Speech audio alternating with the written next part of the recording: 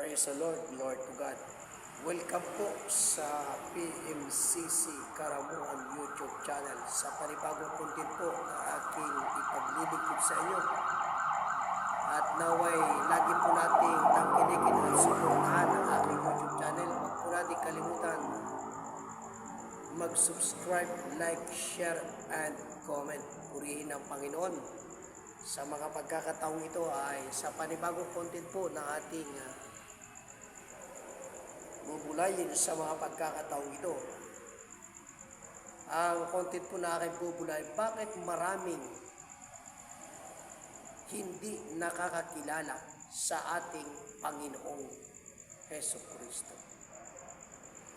Mula pa sa panahon ng ating Panginoong Hesukristo, nang siya ay magkatawan tao, napakaraming mga tao ang hindi nakakilala sa Kanya. Mismo ang Kanyang bayan na dinitibay ang bansang Israel ay hindi nakakilala sa ating Panginoong Hesukristo. Kaya nga ipinako nila ang Panginoon sa krus ng Kalbaryo sapagkat hindi nila nakilala. Kung nakilala na nila na yun na pala ang Misaya, ang Kristo na buhat sa langit, hindi nila ito ipapako sa krus ng Kalbaryo. Praise the Lord. Kaya ngayon sa gabing ito ngayon ang aking liliwanagin sa inyo sa aking content. Bakit kahit sa ating panahon ay marami ang relihiyon na hindi nakakilala sa ating Panginoong Kristo.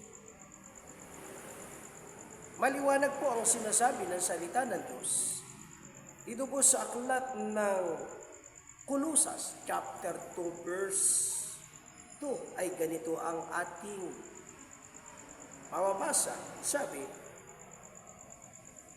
my goal is that they may be encouraged and heart and united in love, so that they may have the full riches of complete understanding, in order that they may know the mystery of God, namely Christ. Praise the Lord. To God be the glory. Sinasabi sa talatang ito sa sulat ni Apostol Pablo na ang ating Panginoong Hesukristo, siya ang hiwaga ng Diyos. Christ, He is the mystery of God, and He is also the wisdom of God. Kaya pag sinabing hiwaga, ibig sabihin, hindi ito malalaman at makikilala ng marami.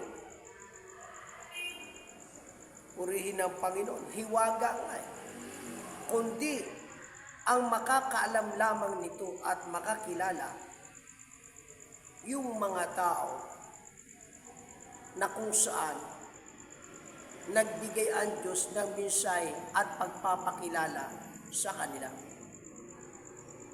To God be the glory. Halimbawa, nung magkatawan tao ang ating Panginoon, ang sabi ng mga iba't ibang sikta at mga relihiyon, ng mga eskriba, mga paraseyo, mga saduseyo, sabi nila ito si Elias, o ito si Jeremias, o di kaya si Juan Bautista.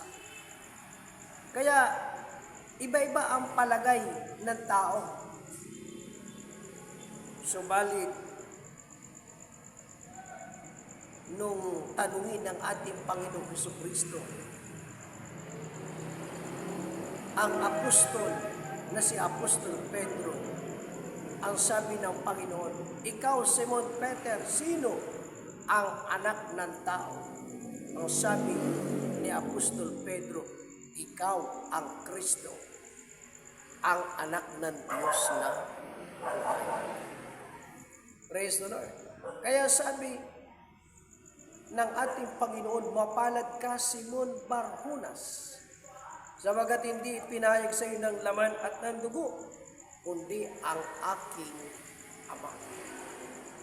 Kaya kung meron mang nakilala sa ating Panginoong Jesucristo sa kanyang panahon, walang iba kundi yung mga apostol na kanyang pinili. Praise the Lord. To God be the glory.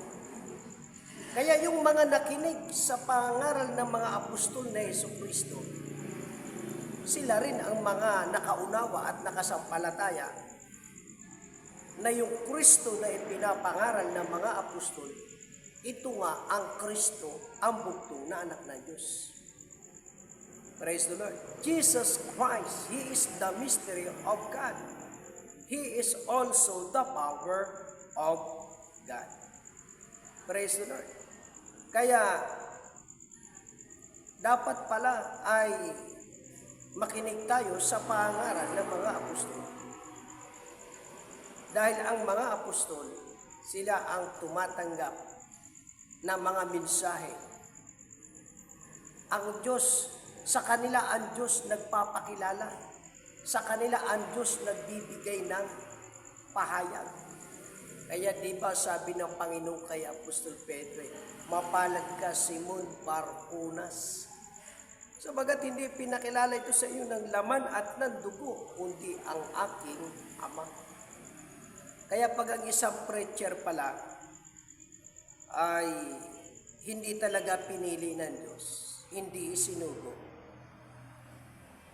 hindi ang Diyos magbibigay sa kanila ng pahayag at revelation. Kaya itong ang salita ng Diyos, mga kaibigan, ay may mga mensahe ang Panginoon na natatago. Lihim. Kaya sabi sa sulat ni San Pablo sa Aklat ng Roma, chapter 16, verse 25 to 26, ang Ebanghelyo ni Kristo may kalakip na mga hiwaga, mga pahayag ng hiwaga. Praise the Lord. Kaya si Kristo, siya ang hiwaga ng Diyos. Kaya ang hiwagang ito, ipinakilala ito at ipinaunawa doon sa mga apostol ni Kristo. Kaya maliwanag naman na sinasabi sa Lucas chapter 10 verse 22. Sabi, walang nakakilala sa Ama kundi ang Anak. At wala rin nakakilala sa Anak kundi ang Ama. At yaong ibigay pagpapahayagan ng Anak.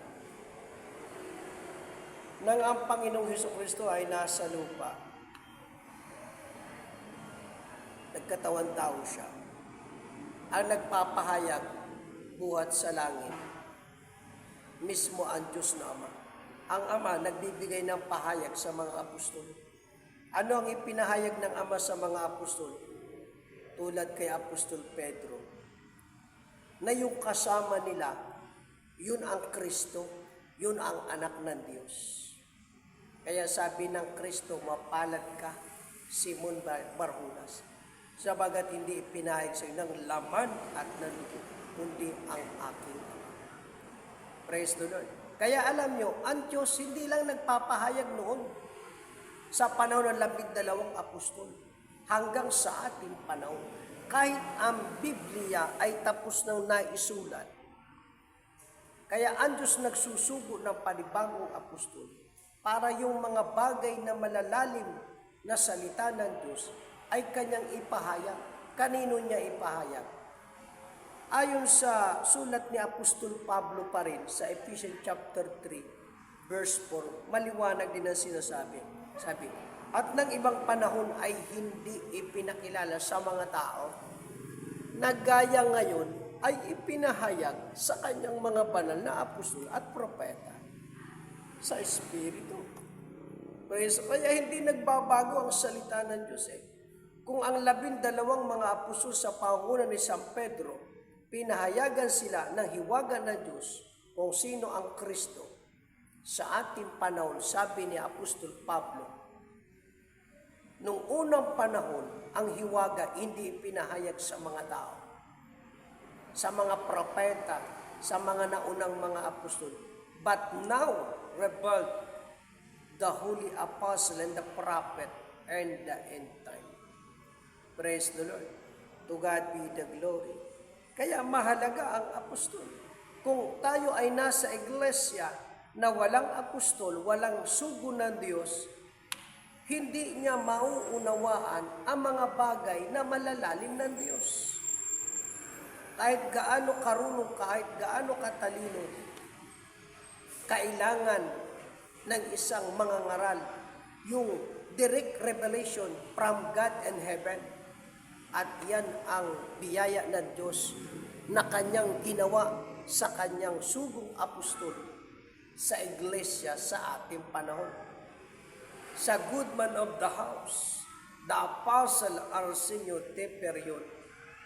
At ang mga hiwagang ito, ang mga aral na ito, ay kanyang inahabili sa iglesia, the successor of the apostle and the church sa buhay na apostol sa ating panahon, ang mahal na apostle Jonathan Esperion. Kaya ang doktrina ng good man of the house, walang mababago. Yan ay ituturo sa buong iglesia para ang iglesia pasakdalin at ihanda sa muling pagbabalik ng Panginoon. Praise the Lord. At the greatest mystery and the end time na dapat maunawaan ng bawat tao, ng bawat isa sa atin, ay ang mystery of the second coming of Jesus Christ. Kaya yung fourth watch ay hiwaga na second coming of Christ. Praise the Lord. Fourth watch, ikaapat na panahon, wala ng fifth watch. At sa panahong ito ng fourth watch, this is the time of the rapture of the church. Mapalad tayo mga kaibigan at mga kapatid. Dahil tayo nasa iglesia, ang tagapagturo sa atin ay isinugo ng Diyos. Merong direct revelation from God. Purihin ang Panginoon. Naunawaan natin, nasampalatayanan natin na ang ating panahon ay panahon ng pagbabalik ni Kristo upang kunin ang kanyang iglesia. Dahil ito'y ipinahayag ng Diyos sa kanyang apostol, ang hiwagang ito. Kaya mahalaga ang apostol dahil ito ang tumatanggap ng hiwaga. Gaya ng unang mga Kristiyano, gaya ng unang mga apostol. Nakilala nila ang tunay na Kristo na yun dumating pala. Yun ang Kristo, ang Misayang anak ng Diyos. Bakit? Ipinahayag sa kanila. Ipinakilala sa kanila ng Diyos Ama na ito ang Kristo, ito ang anak ng Diyos. Ganon din sa ating panahon. Mahalaga na ating makilala, mahalaga na ating maunawaan. The last mystery and the end time, that is the fourth watch. Pag tayo hindi kabilang sa iglesia na may apostol, may kalakip na pahayag ng hiwaga, na second coming, hindi tayo mapapabilang sa rapture. Bakit? Ang maghahanda sa atin ay ang sugo ng Diyos, the successor of the good man of the house. Praise the Lord. Kaya sabi ng Panginoon, sabi niya sa Matthew 24 verse 43, talastasin ninyo ito. Na kung nalalaman na puno ng sabay kung anong panahon darating, ang magnanakaw, siya'y magbubuya. Ano ang nalalaman ng good man of the house? Dahil kung anong panahon darating ang Panginoon. Magtuturo siya sa iglesia. The mandate of the apostle of the good man of the house to the church, sabi, be watchful, magpuya. Kaya tayo mga kapatid na nasa loob ng iglesia, magpuya tayo. Maging handa tayo. Maging abala tayo. Kailan pa tayo maglilingkod na may katapatan? Kailan pa tayo maglilingkod na may kasisiruan? Kasigasigan? Ngayon na ang panahon. Purihin ang Panginoon. Hindi lilipas ang panahon ito ng fourth watch. Lahat ng sinabi ng Panginoon magaganap. 24:37 ng Mateo. Praise the Lord. Kaya sa aming mga viewers, sa aming mga kaibigan, naway ang mensahe ito magpukaw sa ating mga kaisipan at mga damdamin na tayo dapat magbalik loob sa Panginoon. Kaya sino ang nakakilala sa Diyos, kay Kristo sa mga hiwaga na Diyos? Sino ang nakakalam? Yung mga isinugo ng Panginoon, the apostle of the Lord. Kaya mahalaga na doon tayo mailagay at mapasama sa ganong iglesia. Purihin ang Panginoon at sa mensaheng ito, naway naging dagdag kaalaman at naging pagpapala sa bawat isa sa inyo. Sumayin nyo ang biyaya, kapayapaan, pagpapalang mula sa Diyos. Kung kayo may mga katanungan, kung kayo may mga prayer request, ay mag-comment lamang po tayo sa ating YouTube channel. Huwag natin kalimutan, please subscribe, like, share, and comment my YouTube channel, PMCC Karamuan. To God be the glory. Praise the Lord.